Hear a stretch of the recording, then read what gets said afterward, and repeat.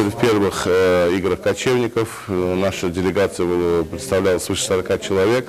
Но мы считаем, что если этот проект успешный, если мы продолжаем его, то мы должны увеличить количество наших спортсменов, участвующих, и спортсменов, и видов спорта.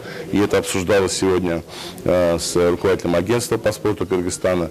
Я думаю, что мы постараемся поучаствовать в этих играх как можно в больших видах спорта, те виды спорта, которые присутствуют у нас в Азербайджане, те, которые развиваются или развиты, и, конечно же, большим составом спортсменов, для того, чтобы игры появились и имели большее значение и для Кыргызстана, и для всего сообщества.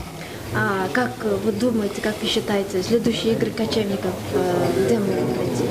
Ну, сегодня наше обсуждение показали, в очередной раз продемонстрировали, что внутри совета нашего существует полное взаимопонимание, то есть здесь нету каких-то споров, кто где что будет принимать, все готовы друг другу помогать.